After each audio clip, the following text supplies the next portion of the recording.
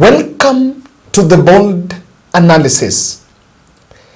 The universe is not folding, and so I don't understand the urgency by the president to change his deputy. Because at the end of the day, I don't know why there is an act of panic, while even if you follow the procedure, he will still achieve the desired outcome. I want to talk about the rushed appointment of Kithure Kindiki, the pressure within the judiciary ranks, and why, against the people's perception of change, Kindiki's tenure is already doomed. But let me start from this tweet that have been sent to me by David here. Gachagua may have committed crimes we are unaware of, but from the chaotic impeachment process, they failed to prove him guilty of anything beyond their personal dislike for him. This highlights a troubling reality in Kenya. Justice no longer seems to matter. You can be declared guilty even without a concrete evidence against you. You may laugh at Gachagua or feel like you have won, but in truth, you've lost something much greater. The hope that justice will ever truly be served if you find yourself in a similar situation. That is the message that Kithure Kindiki needs to get. And anyone in government, even the other people that are celebrating, needs to hear. The executive should remain calm and composed instead of showing signs of panic. They should adhere to the law methodically. The urgency surrounding the impeachment is causing doubt, sort of some skepticism among everyone. If you are acting in accordance with the law, why the sudden frenzy? Remember, this impeachment is supposed to set a precedent. Even by following the law, you'll still achieve the desired outcome. Make it. So he requested that we proceed. Our counsel, Ngoya, equally, he had to attend to some duties at Kabarak University. So we just wanted to make this statement clear. We want Kenyans to know that we have a lot of trust in our courts, and we believe that our courts are going to ensure that the law is followed as they swore to protect it. This constitution is protected by everybody, by all players, whether it's the presidency, whether it's the legislative arm of government or judiciary. All of them will honor our constitution. That's what we wanted to state. I don't know if you've addressed this, but there are those who are arguing that your orders have been overtaken by events. Your orders speak about taking action upon what was deliberated in the Senate. We've already seen this entire exercise concluded at the National Assembly, and even a gazettement done. Yeah, but you see, the orders stayed the resolution from the Senate. All right, if I can read for you what it says.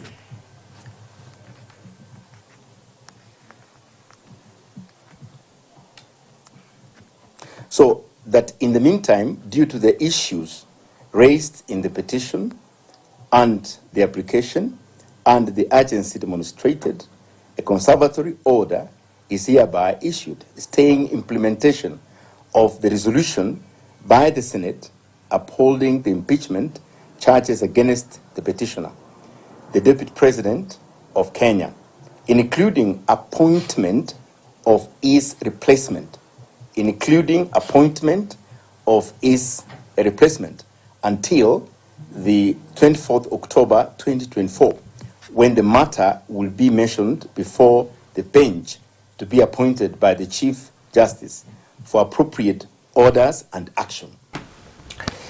So fast, things are happening so fast. Just by last night, the Senate impeached the deputy president, the then deputy president, Rigathi Gachagua.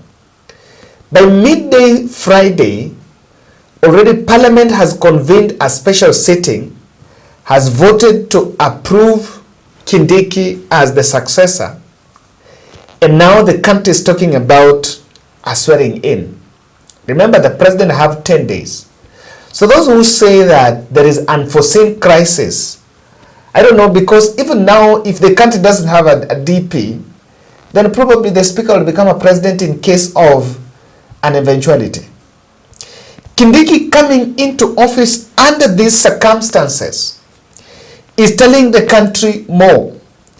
The same constitution that allowed legislature to impeach Rigathi also gave Rigathi the right to seek redress in the court. And I think that should not be squashed. Even the state should allow Rigathi to exercise his right of going to court, because at the end of the day, even through the courts, the government can still argue their case if they know that they acted within the law. That was Rigathi's lawyer. There is a lot of psychological sideshows going on. In Uhuru Gardens, Moses Kuria went to inspect the place where the swearing in of Kithure Kindiki will be happening Saturday in the morning. And to the shock of many is that High Court in Nairobi and another High Court setting in Kerugoya has issued 2 conservatory orders against any action on the Senate impeachment. But immediately those court orders were issued, conservatory orders were issued, Moses Masika Wetangula did a gazette notice on Kindiki appointment from approval from Parliament, paving the way for impeachment. Now, a court order has been rebutted with a gazette notice. A stream of social media influencers masquerading as lawyers here have been giving all manner of spins and interpretations, and one of the most outrageous one I've had is that impeachment, or rather the court orders, have been bypassed by events because the president had already appointed. So I don't know at what point does one right overwrite the other. So while the president and the deep state are already committed towards getting a new deputy, but a career is also in the lifeline, and that is the career of Rigathi Gachagua. And I think it is not wrong, or it is not asking for too much, to allow the DP to exhaust that route. That is why, and the team that was saying, like we all agreed that the impeachment was setting the limit and was utilizing the 2010 Constitution, in the same spirit, the courts are part of that impeachment process. The state has dispatched a high-profile delegation to CJ for him to be persuaded to spearhead the swearing in tomorrow. And the country is watching what the CJ will do. 2 High Court judges who are under her supervisory has issued orders. But then the executive wants to bypass those orders and swear in Kithure Kindiki. But that swearing in is supposed to be spearheaded by CJ or Deputy CJ. I don't know whether there will be any other judge. So what way will CJ go? Because there are multiple reports that the deep state are now piling pressure on CJ to appear and swear in Kindiki. There are very serious case. There are very serious stakes on this, because apparently the president wants that by the time he'll be going to Mashujaa Day in Kwale, he should be going there with his deputy.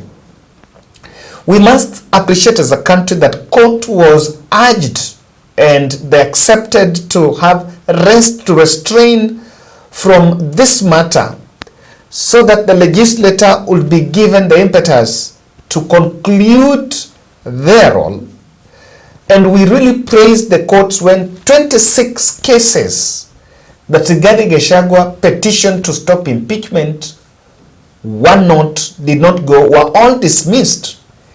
And Justice Chacha Mwita told the Rigathi Council that they can still go to court after the impeachment if they feel there is some injustice in that process, and the court would listen to them. Something that Deputy CJ Philomena Mwilu confirmed to the country, that the deputy president's impeachment is not different, and just like the others, they will still have time to listen to him even after impeachment. Everything has its own fast, and the impeachment process that is ongoing regarding our deputy president is not unique. It's an application of the Constitution. It's not something that has been plugged from the air. It has a constitutional process to follow, and therefore, to that extent, it is a constitutional process. If it comes back to the courts, it's been in the courts, the number of 20 whatever applications and cases. If it comes to court after Senate, whatever it is that happens, we don't know. We cannot anticipate the outcome of the Senate process. If it comes here, it's a case like the next case. It will be handled by we who sit in the judiciary in the manner the Constitution has authorized us to do, in the manner the law has authorized us to do. We can't go outside the Constitution. We can't go outside of the law.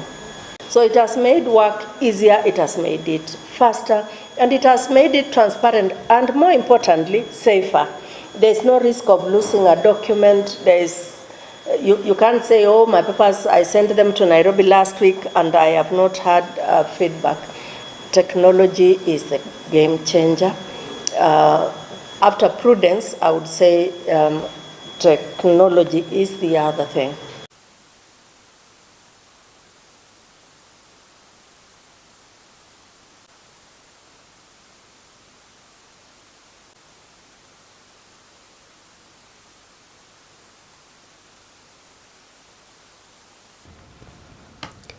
Ladies and gentlemen, the stakes are very high. And in fact, there is the stakes are two here on the Rigathi's case. It is going to set up precedents on what is supposed to happen. Remember, as things stand, there is an argument that he can still enjoy his benefits. I'm not as sure. But he will be barred from contesting in any political office moving forward if he is impeached. So the other issue is about Waititu and Sonko case. If in any case Rigathi Gachagua will get reprieve from the courts or even be allowed to enjoy his political rights in future, then the same would extend to Waititu and Sonko. and Waititu and Sonko will use Rigathi Gachagua state case to argue out their case and get reprieve from the court. Is it possible? Will the court allow Rigathi to bounce back in the political arena? Remember, that is also one thing that Rigathi doesn't want to hear.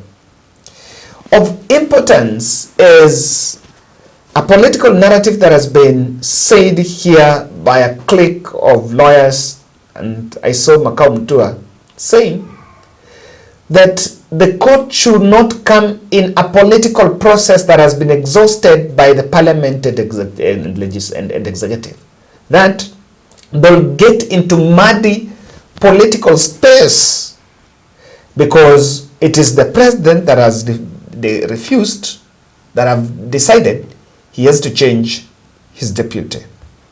So, the circumstance in which Kindiki is coming into office, while it comes with away from the trappings of power, privileges and stature, the move ushers a new era of doom for Kindiki.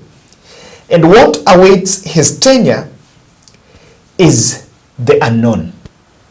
And I want to say the situation, Kindiki is a child that has been born out of a marriage between Ruto and Raila.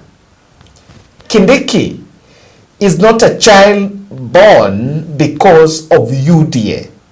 He's not a UDA candidate child. He's a child born out of the marriage between Ruto and Raila. Very delicate. I have seen contest of spin when Moses Kuria is talking about some debts being paid, that they paid some, then this one they're also paying to Mount Kenya East, Mount Kenya West. And so when I'm saying that the situation Kindiki is not one that is rosy, contrary to the sweet words that some political observers are making on this. Kindly subscribe to our channel, click the notification bell, and like our videos. And thank you very much for supporting our podcasts. And I want to start from number 6. Moving. I have 6 observations on why Kindiki's tenure is already doomed from the start. Number 6. Rigathi was condemned to have undermined William Ruto. And the tone of the impeachment grounds against Rigathi was to tell the country that for the last 2 years, William Ruto have not performed because of a bad deputy. They say that probably the country is not united because of a bad deputy. You need to make a political observation and realize that apart from a few, acrimonious fans that are talking between supporters of Rigathi and some on Raila Odinga's side, the Rift Valley is relatively quiet about Rigathi impeachment change. The central, the mountain, is very quiet except Tharaka Nithi. There is some internal hurting and people are not happy. Why? There have been a colossal failure of the Kenya Kwanza administration for the last 2 years. And people abstained. In fact, after that Gen Z protest, people abstained. So the motive, or rather the feeling is, nyinyi fanyeni venye mnataka. It's your thing, you finish, we are not in it. So what does that mean? William Ruto said the government was not broad-based. He brought in Raila Odinga. After the Gen Z protest, 2 things. And after that Gen Z protest, he has also kicked out his deputy. Probably, he has done the best he can do in this first term. And the country is waiting for the good results. If there will be a revolt, one of the things will be said that not so much has changed. And in fact, the president is not under obligation to mobilize based on tribes on 2027 because that is the basis that the deputy has been kicked out. Number 5. I said that Kindiki is a child born out of Ruto-Raila marriage. The same numbers that have been pushed, that have been marshaled to kick out Rigathi Gachagua, is supposed to tell Kithure Kindiki that he also has insecurity of tenure. William Ruto has given the country that vengeance is his political card. And just like the deputy president Rigathi Gachagua, who did not have a party, and so he did not have a political bearing behind him, same with Kindiki.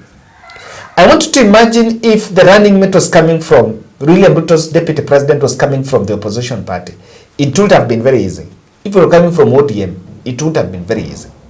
But you are a deputy president, and by the way, that is the difference between Uhuru Ruto and Ruto Rigathi.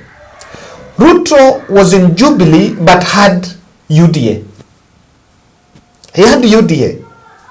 So he had a political force around him. So Kindiki must also appreciate that the more the president would want a deputy president without a political capital around him, that renders that position very insecure. Number 4. There is a waning political popularity from Mount Kenya. And looking at how the politics of the direction the politics of the region will take ahead of 2027, there is a big question on, is he a caretaker or he will continue beyond 2027? At some point, the question will be answered. If Ruto is to continue this marriage with Raila Odinga, and God forbid Raila fails to go to African Union, then what will be in it for the Raila constituency? Because just give them time. The political elites know how to organize themselves. They eat each other. They have eaten Rigathi. Just give them some months. You will see ODM and UDA fighting, both Ruto and Raila eating each other. And when they start eating each other, one of the persons that can be eaten in 2027 will be Kindiki. If Ruto makes his calculations beyond 2027. The other third issue where Kindiki's spell is doomed is defending Ruto's policies was one of the issues that was raised against the deputy president.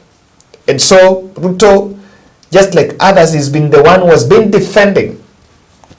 And so because Rigathi felt he needed a constituency around him, he did not defend some of which he believed were breach of human rights, disappearances, and displacements. The unity agenda paraded by Kindiki through these posters I'm seeing in Twitter is a proxy if Mount Kenya crumbles. So Rigathi has been knocked out of Mount Kenya unity. Will Kindiki take that direction to unite the mountain, or he will embrace the nationalism and leave the mountain to crumble? Probably the president will want the mountain to crumble. And if that happens, then the truth is they will not be easy. The lastly is number 1. Mulima narrative is used to send Rigathi home. That since for the last 2 years when Rigathi became the deputy president, he's never been talking about any other thing apart from Mount Kenya. I want to tell Kindiki that just like Moses Kuria and Anne Waiguru, and not Anne Waiguru, Moses Kuria and Mwangi, I think that was Moses Kuria, and I think likely Moses Kuria and Kimani Chungwa, started blaming Uhuru Kenyatta of underdevelopment in Mount Kenya. Rigathi has been pushed for overthinking about Mount Kenya, but Kindiki will face doom for underthinking about Mount Kenya. It is one of the regions with impatient, selfish political leaders that will find any little contest and war they can wage with you to satisfy their interest. And that is why I repeat, Kindiki Kimani Ichung'wah really celebrates Rigathi ouster because he believes that through parliamentary route, even if Kindiki is a deputy, but Kindiki cannot be the kingpin. I am a bit not, I'm convinced that Kindiki will not consolidate the mountain because Ichung'wah and the Kurias and the Mwangi Kiunjuris will not allow anyone to rise above them, despite of you being number 2. Thank you.